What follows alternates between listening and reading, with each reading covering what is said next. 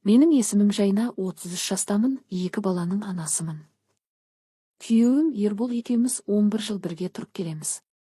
Ол жақсы адам, адал, отбасына қамқор.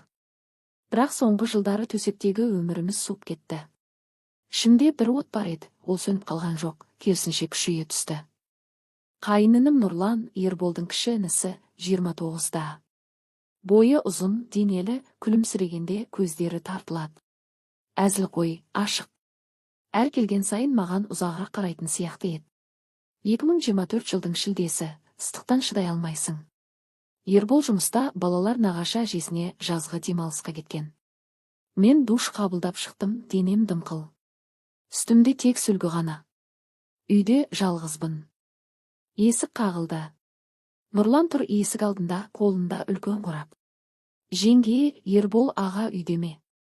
Ол маған өткен аптада компьютердің қосалқы бөлшектерін видеокарта мен қатқыл дискті әкеліп беріңдер деп айтқан еді. Мен бүгін алып келдім, аға үйде болса орнатып көрейін деп едім деді. Мен жоқ, кешке бірақ келет дедім де, оянбастан кіргіздім. Онда қоя салайын, кешке өзі орнатар деді ол, бірақ мен шай ішіп кетсейші, ыстықтап кетіпсің ғой деп тоқтаттым. Шай құйып отырып, одан көз алмай күлімсіреп отырдым. Нұрлан диванда отыр, қорапты үстелге қойған. Мен сүлгіні мықтап ұстап отырмын, бірақ терлеп денем ыстық. Ішімде бір нәрсе қозғалып жатыр. Тұрдым да, қорапты асүйге қояйын ба деп оның алдынан әдейі өттім. Үстімдегі сүлгіні сәл босатып қойдым. Содан еңкейіп қорапты ала бергенде сүлгім жерге сырғып түсіп кетті. Аппақ денем оның алдында жарқ ете қалды. Тыр жалаңаш тұрмын. Кеудем жұмыртқадай дөп-дөңгелек болып дірілдеп тұр. Мен ұялған жоқпын, керісінше ішімдегі отлап етті. Нұрлан не үшін келгенін ұмытып, аузы ашылып, жұтынып қоя берді. Көзін маған тігіп алмай қарап тұрды. Жеңге деп сыбырлады, дауысы қалтырап. Ол шыдамады, білем. Келші маған деді қырылдаған дауыспен. Маған да сол керек болып тұрған еді. Жүрегім соғып, денем дірілдеп барады. Бірден оған жақындадым. Ол тұрды да кеудешесін бірақ сілкіп шешіп тастады. Мен арқасынан құшақтап, ерініне сүлікші алдым.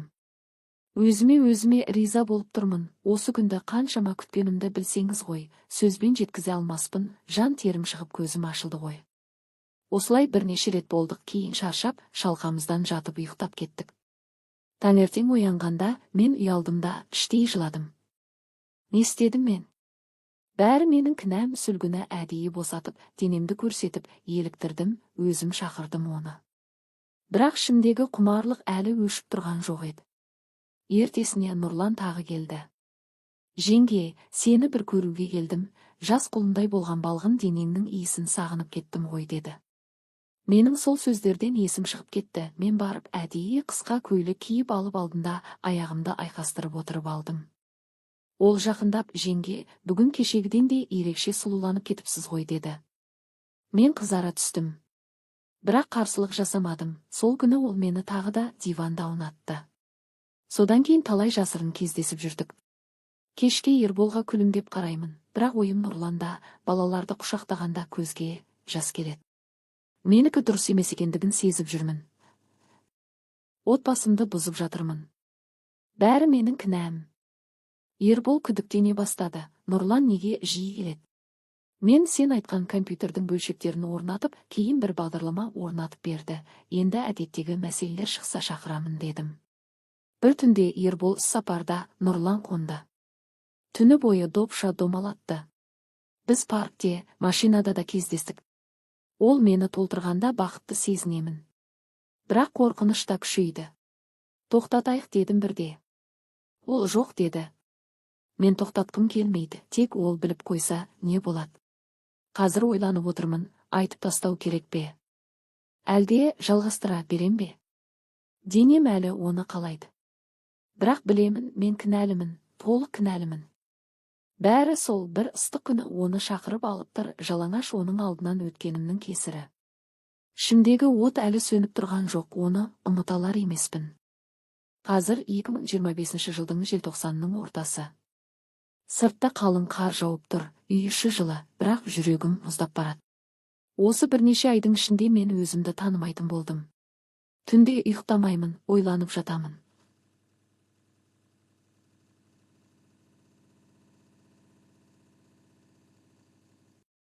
Күйеуімді таңдаймын ба, әлде қайнымды таңдаймын ба, білмеймін.